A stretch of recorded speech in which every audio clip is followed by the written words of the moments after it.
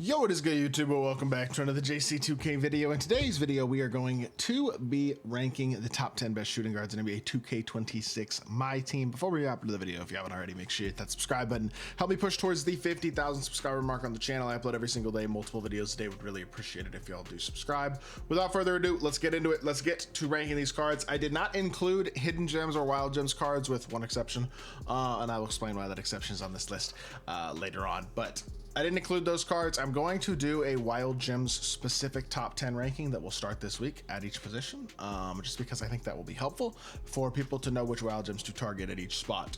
But for right now, we're talking about the non-wild gems. And so at number 10, we have a card who is not that great. There are a couple of mediocre cards on this list. I'd say the first two or three. And this Ricky Davis is definitely the most mediocre of the group. He is the number 10 option on this list for a reason. Now, offensively, this card is fun. 85 speed, 84 three ball, 85 driving dunk, and a good jump shot. The problem, default swing is actually not bad. But the problem with this card is he plays pretty much no defense, and his badges are not very complete. A lot of lower tier badges and no good defensive badges. That holds this card back. Offensively, he's fun. He's got good size at 6'7", and he is at least going to hold his own a bit on that end of the court. But the honest truth is the defense does not make up for it, and or does not hold its own, I guess, enough. And so I don't think the offense makes up for that quite enough for this to be a card that I would actually really recommend using much. That's why he is at the number 10 spot on this list. Now, moving on to the number 9 spot, similar card, in all honesty, better but similar, is Jerry Stackhouse. He is also fast, good shooter, great slasher.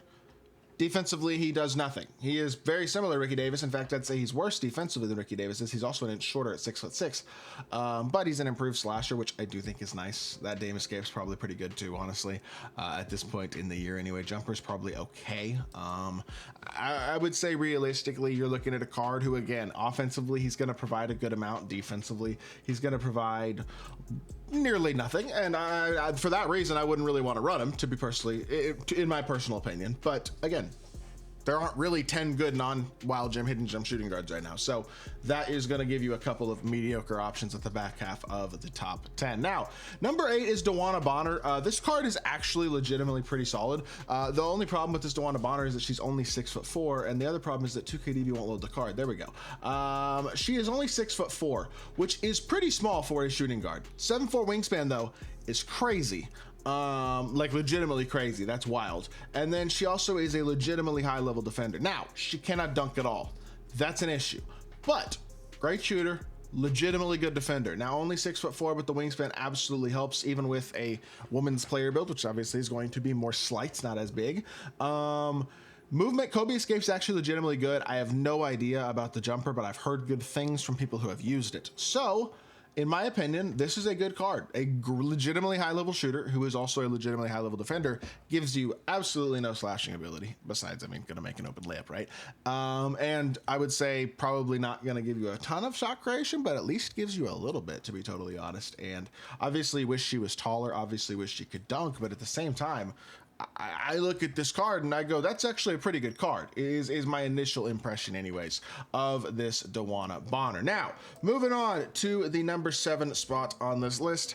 I don't love this card either, to be totally honest. I mean, he's 6'7" and he's good defensively. That's the value of Mikal Bridges. 6'6" actually, but he's got a 7'2" wingspan. He does have long arms, so he's a decent sized wing who's going to be really good on the defensive end of the court. High interior, elite perimeter stats, good shooting badges, an 89 three ball, 80 driving dunk, 88 speed. All that stuff is great. The problem that I do have with this Mikal Bridges card is that his jumper is legitimately not very good, and that's enough to where I'm like, I almost want to put DeWanna Bonner above him, to be totally honest. I think you could absolutely make that argument. His jumper is pretty ugly. I'm doing it. You know what? I'm actually doing it. I think she has legitimately good defense. I know she's small, but the wingspan is nice. And yeah, she can't dunk, but her jumper is so much better than Bridges that I don't even think it's all that close, to be totally honest. So I'm going to go ahead and switch those two on the fly here. Number 6 is Bradley Beal. This is where we start to get into the legitimately good ones.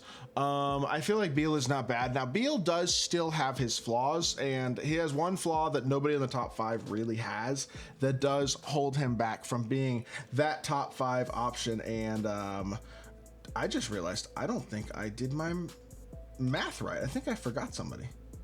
Did I forget somebody on this list? Ah, I did. Okay, never mind. We're good. 6'4", 6'8" wingspan. Bradley Beal, look, 6'4" is just not that big. Just like with DeWanna, the stats are actually pretty good, but the badges aren't there. He doesn't have challenger, movable, interceptor, on-ball menace, paint patroller, rebound chaser, etc. And yeah, he's got the 85 driving dunk. Yeah, he's got a 3-ball in the 90s and a jumper that's easy to green. His fade isn't great, but with a high 3-ball rating and great badges, it is good. It is easy to green still.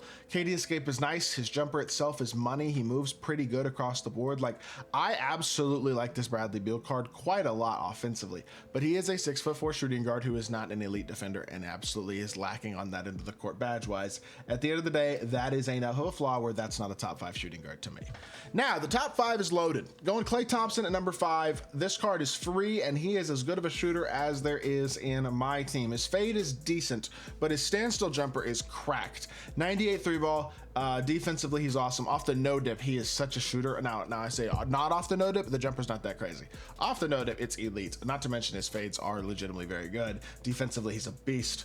He's a pure 3-and-D, and he's really, really good at it, but he's got good speed. He's got good slashing as well. This card's great, but I actually do think he's number 5 because he doesn't have that great of SIGs. I think the fade is not bad, but I wouldn't say it's insane. It's not that hard to contest. We're already getting to the point in the year with the amount of good cards there are in certain ways, and especially including all the wild gems cards that you can buy, where it's like Klay's lack of shot creation can be a little bit annoying at times. Now, it's not a problem. He is still an elite card. He's still a card who plays in a ton of people's teams, including my own, and likely will for a bit longer as well, obviously. But I will say he is not unbelievably amazing when it comes to some of those things.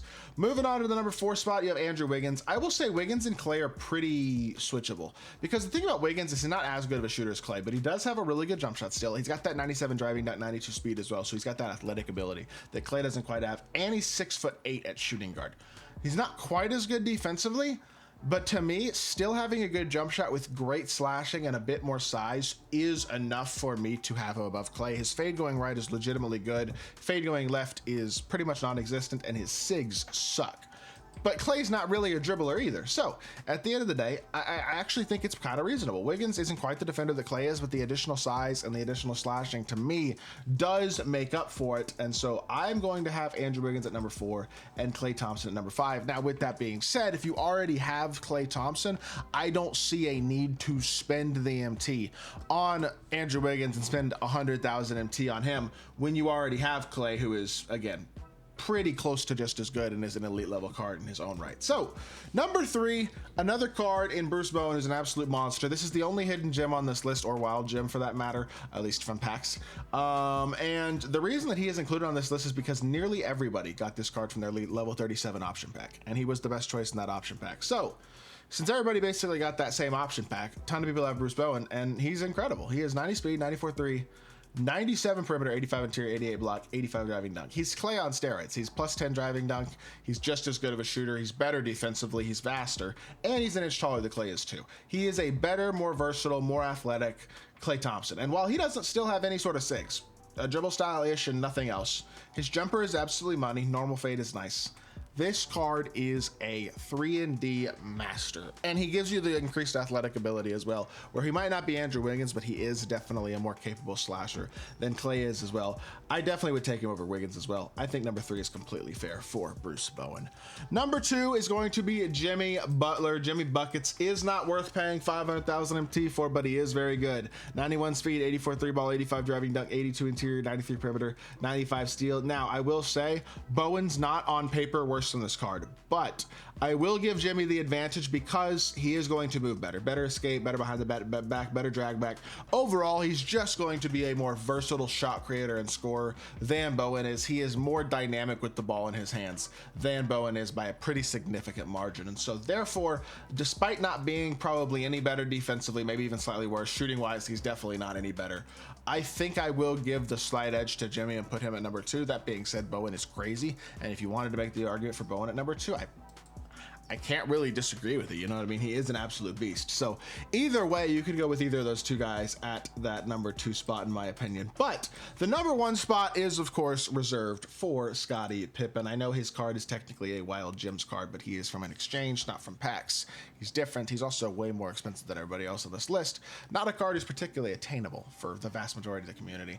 If you didn't already get him, look, he's crazy, but it is what it is. You kind of just got to let it be a pay to win card, I think, for the majority of the community. Like, that's just kind of how these Wild Gems Pink Diamonds are. They're probably the thing about my team that I'm most annoyed so far, to be honest, is that they dropped these cards. But Pippen is 6'8" with a 7-foot wingspan, 95 speed, 94 3, 95 driving, 92 interior, 98 perimeter, 98 steal, and 80 block. He is an absolute beast. Hoff poster, Hoff set shot, Hoff lightning launch, a bunch of good defensive badges. He is really nice. And then he's got a good jumper. He's got Pro 2 fade. Actually got a great jumper and Pro 2 fade, which is a huge plus. Not to mention actually half decent movement too.